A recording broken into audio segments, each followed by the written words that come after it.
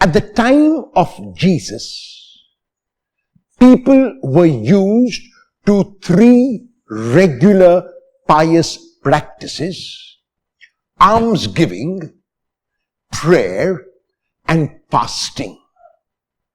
In today's gospel text, which is taken from the Gospel of Mark, chapter 2, verses 18 to 22, Jesus is questioned about this pious practice.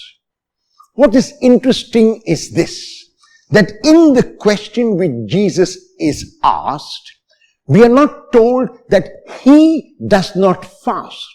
Rather, the question is, why do the disciples of John and others fast and your disciples do not? It is very likely that Jesus was fasting himself, but not imposing this pious practice on his disciples.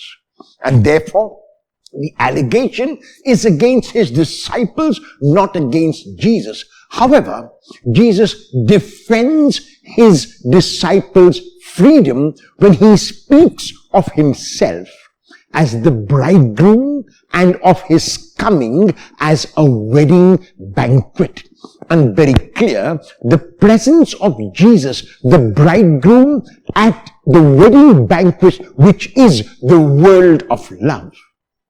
It is incongruous that fasting will take place. Someone does not attend a wedding because a person is fasting, but attends a wedding banquet in order to be able to participate in the festivities. This is the time, Jesus says, of festivities, which is a time of his presence with his disciples, and that is why the disciples cannot fast. There will be a time when the bridegroom Jesus is taken away. And here we come across the first passion prediction which Jesus makes, namely about his being taken away. That means his death on the cross, and on that day they will fast. Jesus goes on to speak about how incongruous it will be to fast at a wedding banquet when he speaks about an unshrunk cloth being put on an old coat or an old cloak. If the unshrunk cloth is put on the old coat, what will happen is, first, it will not match the old, and secondly, when it is put into the water and washed, the unshrunk cloth, because it has not yet shrunk, will shrink and make the tear worse. Jesus also goes on to speak about new wine, which requires new wine skins.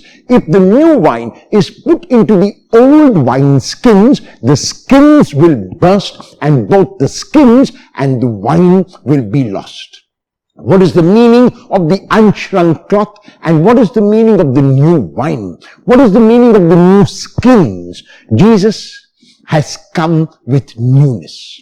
He has come to indicate and to proclaim and to tell people that the law is important and has its place, but it must be kept in its place. What is more important and always more important is the law of love, which precedes every other law.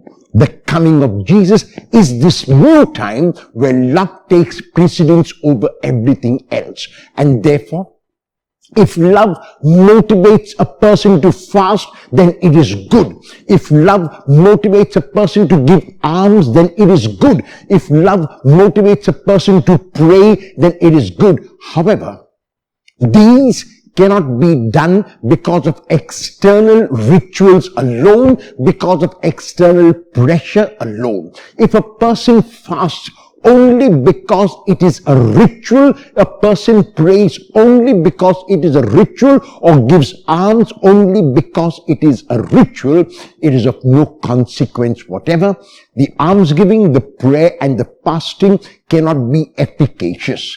If they have to be efficacious, It has to come from within.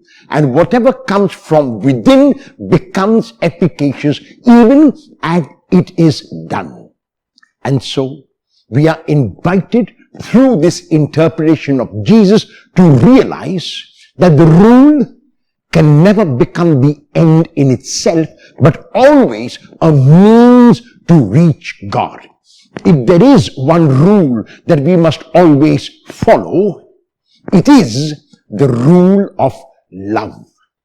How often have you made rules ends in themselves?